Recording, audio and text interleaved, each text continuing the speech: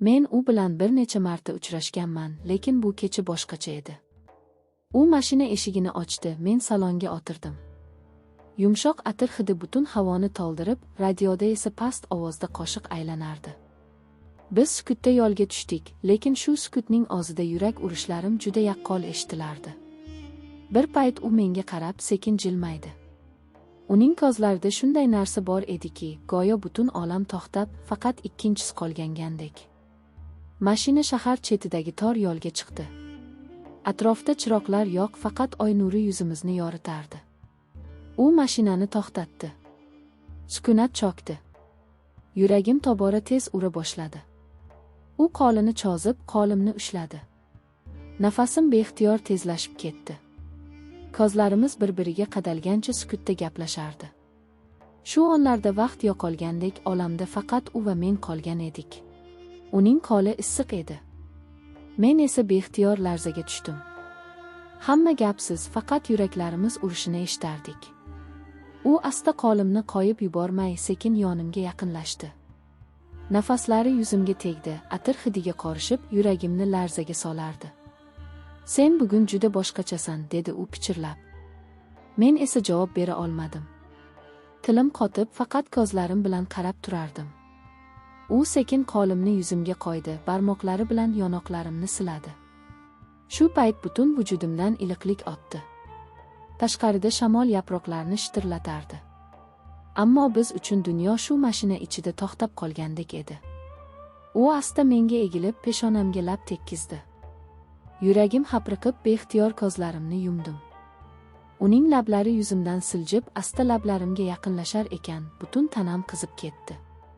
Men beixtiyor boshimni yon tomonga engashtirdim, u esa shu lahzada meni bagriga tortdi. Nafaslarimiz aralashib, ichimizda to'lqinlar uyg'onardi. Olam jim edi. Faqat yuraklarimiz urishi va ichimizdagi yashirin istaklar ovoz chiqarayotgandek tuyulardi. Uning nigohidan ko'z uzolmasdim. U ham menga uzoq qarab turdi-da, so'ng qo'llarini yelkamdan tushirmay, asta yuzimni siladi. U teginishi bilan tanamda iliqlik yoyildi, yuragim esa tobora tez ura boshladi. Men asta jilmayib, "Nega jim turibsan?" dedim pichirlab. U lablarini qulog'imga yaqinlashtirib, sekin ovozda, "Chunki so'zlar bu holatni ifodalay olmaydi", dedi. Bu gapdan so'ng men beixtiyor ko'zlarimni yumdim. U esa meni bagriga mahkamroq bosib, lablarini peshonamga tekkizdi. Nafaslari yuzimni qitiqlab, yuragimni larzaga solar, butun ichimni hayajon bilan to'ldirar edi. Mashina ichidagi sukunat bizning yuraklarimiz tovushiga qo'shilib, ohista musiqadek eshitilardi. Men o'zimni butunlay erkin his qildim, go'yo hech qanday chegara qolmagandek. U asta qo'limni ushlab, sekin qo'liga olib o'ynadi. Uning barmoqlari menga iliqlik baxsh etar, men esa beixtiyor unga yaqinlashar edim. Shu lahzalarda hammasi oddiy, ammo bir vaqtning o'zida juda sirli va unutilmas bo'lib tuyulardi. Oy nuri oynadan tushib, yuzimizni yoritib turardi. U menga tikilib, "Men seni qo'yib yuborishni istamayman", dedi. Men esa yuragimdan chiqqan samimiyat bilan, "Men ham", debgina javob bera oldim. Uning so'zlaridan so'ng yuragim yanada tez ura boshladi. U meni bagridan qo'yib yubormasdan sekin boshimni yelkasiga qo'ydim. Shu onlarda o'zimni mutlaqo xavfsiz, himoyalangan va mehr bilan o'ralgandek his qildim. U asta sochlarimni silab, "Sen bilan vaqt boshqacha o'tadi", dedi. Men esa jilmayib, "Go'yo butun dunyo jimib qoladi, faqat biz qolamiz", dedim. Shu so'zlardan so'ng u sekin yuzimni o'ziga qaratdi. Nigohlarimiz yana to'qnashdi. Bu safar ko'zlarimizda nafaqat istak, balki mehr va chuqur ishonch ham bor edi. U asta menga egilib, lablarimga tegdi. Bu o'pich oddiy emasdi, u yurakdan, samimiy va uzun edi. Men beixtiyor ko'zlarimni yumdim. Nafaslarimiz bir-biriga aralashib, yuraklarimiz bir ohangda ura boshladi. Mashina ichida hamma narsa unutilgan, faqat bizning issiqligimiz qolgan edi. Uning qo'llari yelkalarimni mehr bilan quchar, men esa bagrida erib borardim. Bu yaqinlik bizni yanada bo'glab qo'yar, oramizdagi masofani butunlay yo'qotar edi. Tashqarida shamol shitirlardi, oynadan oy nuri yuzimizga tushardi. Biz esa shu tun, shu lahzani o'zimiz uchun abadiy xotiraga aylantirayotgan edik. Uning lablari mening lablarimda uzoq turdi. Har bir lahza cho'zilib ketayotgandek, ichimda esa nimadir yonib qo'zgalayotgandek edi. Men beixtiyor uning bo'ynidan quchoqlab oldim.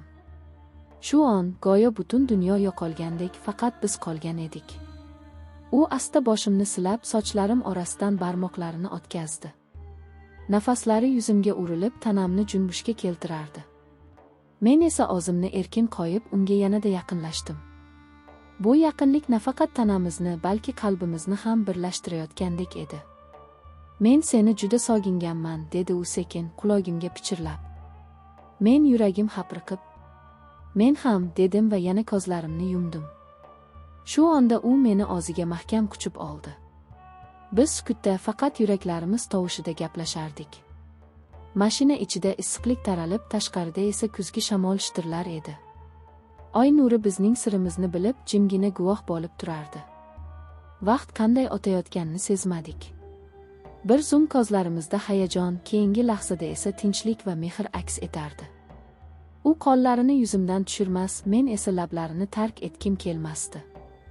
Shu kecha bizning oramizdagi masofa butunlay yo'qoldi. Sozlar keraksiz edi, his-tuyg'ularning ozi yetarli edi. Har bir nafas, har bir teginish yuragimizda iz qoldirar, bizni tobora yaqinlashtirardi. Tashqarida asta tong yorisha boshladi. U boshimni yelkasiga qo'ydi, men esa ko'zlarimni yumib uning yurak urishini tingladim. Shu lahza menga hammasidan ortiq baxt tuyulardi. Biz bir-birimizga qarab jilmaydik. Hech kim hech narsa demadi. Ammo ikkovimiz ham bir xil his qilardik. Bu tunni umrimizning oxirigacha eslab qolamiz. Tong sekinasida yorishayotgan edi. Oynadan kirib kelayotgan yorug'lik uning yuzini yoritib, ko'zlarida iliq jilva paydo qilardi. Men beixtiyor jilmaydim. U esa sekin boshimni silab, qulogimga yaqinlashib, "Men seni hech qachon qo'yib yubormayman", dedi. Bu so'zlarni eshitgach, yuragim butunlay erib ketgandek bo'ldi. Chunki men ham shu lahzada xuddi shunday his qilardim. Biz mashina ichida uzoq o'tirdik. Tashqarida esa tonggi havo yangidan uyg'onayotgan tabiat kabi toza edi.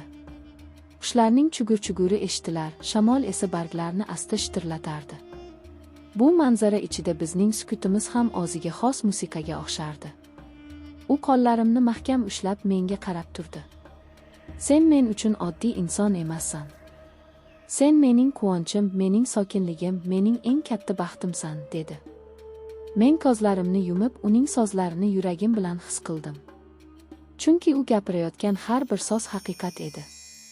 Bu so'zlarda shunchaki mehr emas, balki chin dildan kelgan muhabbat bor edi. Biz mashinadan chiqib, xiyobonda sekin yurishni boshladik. Yerdagi nam barglar oyoqlarimiz ostida shitirlardi. U qo'limni qo'yib yubormasdan yonimda qadam tashlar, men esa o'zimni butunlay erkin his qilardim. Bir payt u to'xtadi, yonimga yaqinlashib, "Bilasanmi, sen bilan tong qarshi olish menga hayotimdagi eng unutilmas lahza bo'ldi", dedi. Men esa jilmayib, "Bu tong bizning baxtimizning boshlanishi bo'lsin", deb pichirlab javob berdim. Shunday qilib, biz tongni qarshi oldik. Bu oddiy tong emasdi. Bu bizning yangi kunimiz, yangi umidimiz va yangi muhabbatimizning ilk qadamlaridan biri edi. Oradan bir necha kun o'tdi. Har kuni tong otganida o'sha mash'um tun, oy nuri ostida bo'lib o'tgan yaqinlik, sukut va yurak urishlari esimga kelardi. Go'yo o'sha lahzalar hamon tanamda yashayotgandek edi. U ham befarq emasdi. Har kuni qo'ng'iroq qilib, ovozida mehr bilan so'rardi. "Qalaysan? Bugun kayfiyating qanday?" Uning ovozi eshitilishi bilan yuragimda qandaydir sokinlik paydo bo'lardi.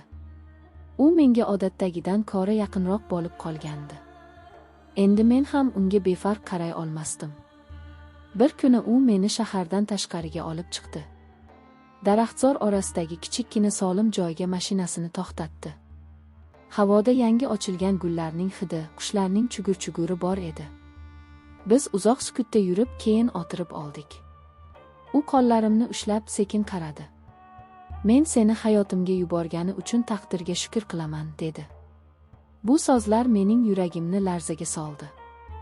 Men ham unga qarab chuqur nafas olib, "Men ham shunday his qilyapman", dedim. U asta meni bagriga tortdi. Uning quchogi endi menga begona emas, balki eng yaqin va eng ishonchli panohim edi. Har safar bagrida bo'lsam, butun tashvishlarim, qo'rquvlarim, yolg'izligim unutilib ketardi. Kun botayotgan edi. Quyoshning so'nggi nurlari yuzimizni yoritib, atrofni oltinday charog'on qilardi. Shu manzara fonida bizning ko'zlarimiz yana to'qnashdi. Bu safar ular yanada chuqurroq, yanada ishonchliroq edi. "Meni hech qachon tark etma", dedim men sekin. U esa jilmayib, qo'limni mahkam ushladi. "Hech qachon", dedi qat'iy ohangda. Shu ondan boshlab bizning munosabat